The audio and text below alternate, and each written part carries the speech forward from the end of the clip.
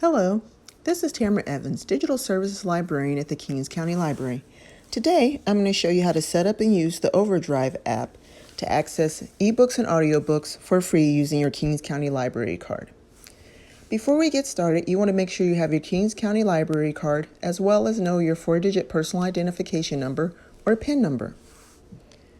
To begin, we want to first go to the App Store on your phone. In the search box, you're going to type in the word OverDrive and then press search. Then you're going to click where it's install the app that says OverDrive ebooks and audiobooks. And be aware that for this tutorial, I'm using an iPhone XR. However, the same instructions should apply if you have an Android device. Now the app is downloaded to our phone, we're going to press the open button. And then from here, we're going to sign up for an OverDrive account by clicking the sign up button.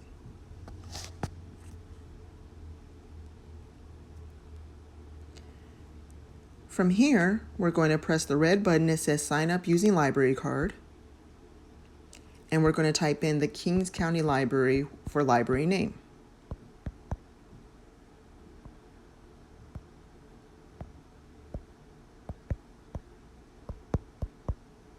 And then press search. We'll go. From here, it provides all of the library branch names. However, I'm just going to select the one that says Kings County Library.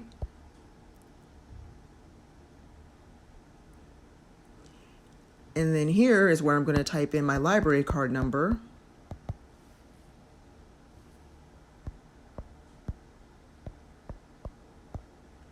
And then the 4-digit PIN number. And then press sign in.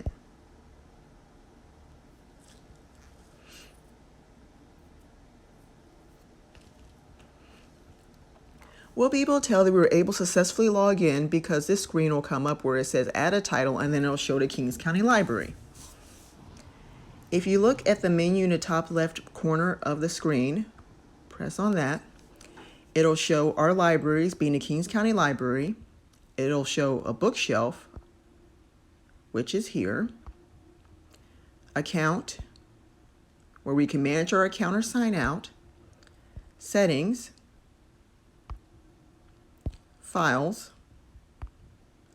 which will be where all of our downloaded files for ebooks or audiobooks that we check out will go. History, help, and about. So now I'm going to go to click bookshelf again and then go to add a title.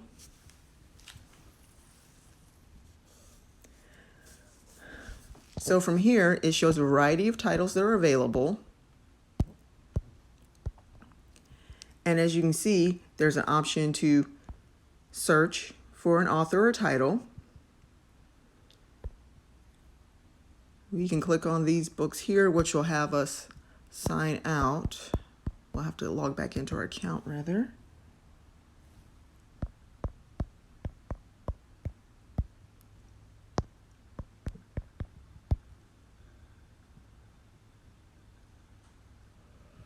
And this will actually provide us more in-depth information about our account. So this will show us what books we currently have checked out. So you can check out a total of 10 titles in the OverDrive app. You can request a total of 5. You can place 5 holds. So as you can see, so far there's 2 books that have been placed for holds.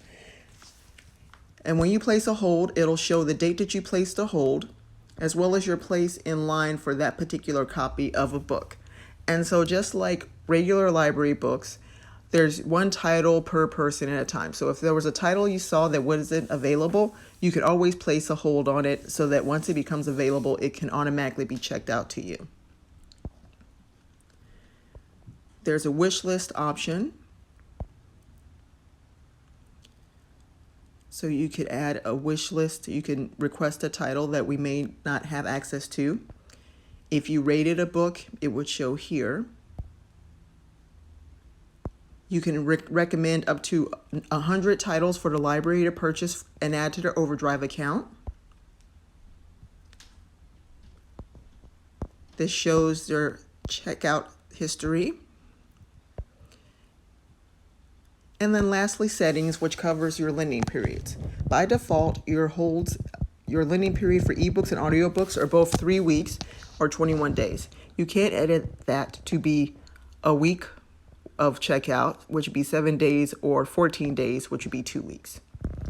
You can also choose whether or not you want to have your history of your interaction with the app be shown. You can also reduce the types of titles shown by audience.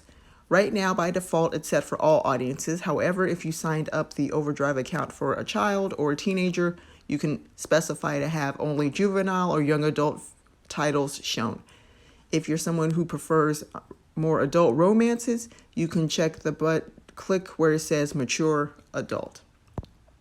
And if you're someone who has a Kindle device, you can also specify to show ebooks that are only available through Kindle.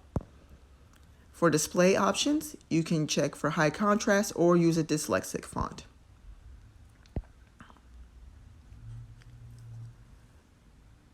And then if you see the bell here between the search box and the 3 books, that is your notifications. And as you can see, it's lit up to notify me that a book that I had put on hold will be delivered after October 27th.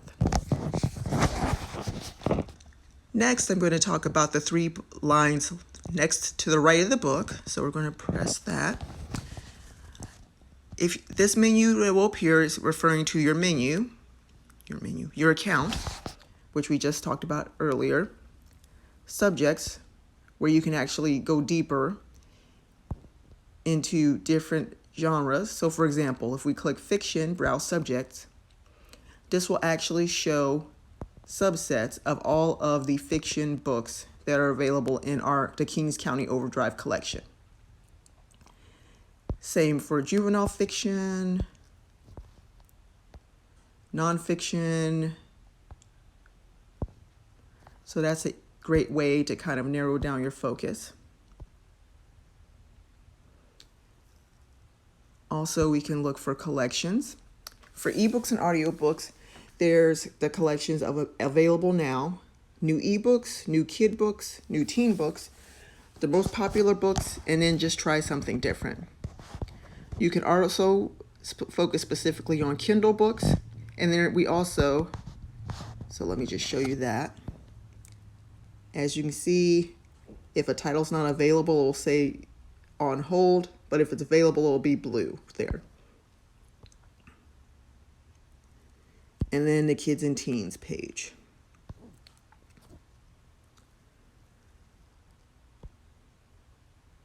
So now I'm going to go back to the main collection and show you some more cool things there. So what we can do is we can actually search by author, which I mentioned earlier. So let me just type in an author's name. So example we'll use is James Patterson. And as you can see, it does have the autocomplete feature. So I didn't even finish typing in Patterson, and it just kind of assumed that's where I was going. So we'll click on his name. As you can see here, there's a total of 72 different results that came up. And by default, it's sorting by relevance. However, we can also click the arrow here to have it change the way that things are sorted by global popularity, release date, title, author, the date it was added to the collection, as well as popularity. We can also narrow it down by even more filters, such as what titles are available now. You can also recommend a title to the library, specify your audience. Do you want books only for kids, teens, or adults? What date was the title added? Let me close this out. Ebooks, audiobooks, subject, interest level, ATOS levels, Lexile measures, and in text difficulty. So as you can see, there's a variety of ways to filter the results. So let's just pick a book. So if we decided that we wanted to check out The 20th Victim, We're going to click where it says borrow. And as I mentioned earlier, you have different lending periods. By default, it's going to start you off with the 3-week lending period, similar to our physical library books. You can usually check those out for a max of 3 weeks. So I'm fine with the 3 weeks, so I'm going to press done. And then I'm going to press the borrow button. Now, as you can see here, it gives me options. Either I can read it with Kindle, or I can choose to download. So for all intents and purposes, let's just do download EPUB book. And if you're reading with Kindle, you want to make sure you have the Kindle app downloaded to your phone or your tablet. That way it can make it much more seamless transition when you check out the Kindle book.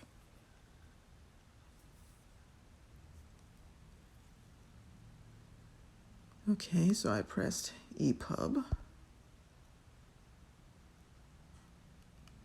Adding title.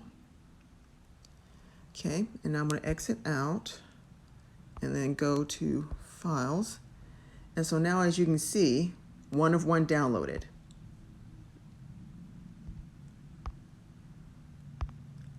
So now when I go to my bookshelf, as you can see here, it's showing as new because I just downloaded it. So I'm going to click on the title.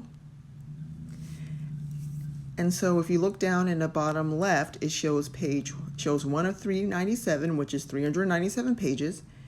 And then it's going to kind of tailor my reading, figure out the reading speed. Also, up top right, you see the option, this little flag, that's for bookmarking. So I'll just move my finger across. And just like that, I'm reading. And one thing to be aware of is that it does track your readings across devices. So if you were to start reading here on your phone, and then you have the app on your tablet as well, then it should make a very seamless transition in reference to wherever you stop reading on your phone. When you open up your tablet, it'll pick up where you left off. If I want to go to a specific chapter, I can just click on that and it takes me there really easy. So now,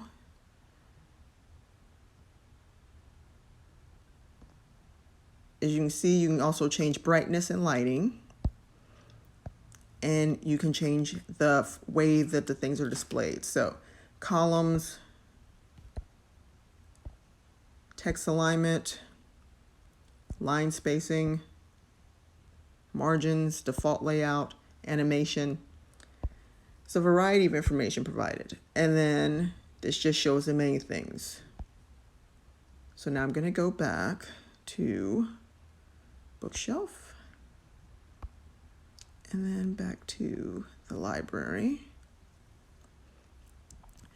And then let's say that I decided I'm going to return this book. So now I'm going to go to the right and go to my account and then go to loans.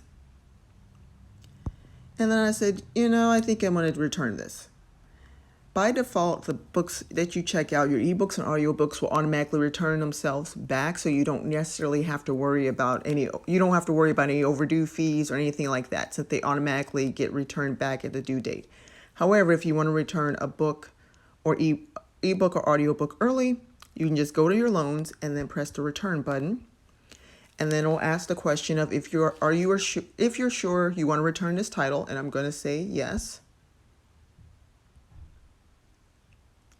And just like that, it's been returned.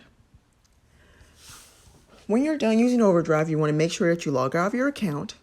And to do that, it's as easy as going up to the top left, then going to your account and pressing sign out. And you'll be able to tell if you were successfully able to log out because it'll take you back to this screen here where you would log in. This concludes the OverDrive tutorial.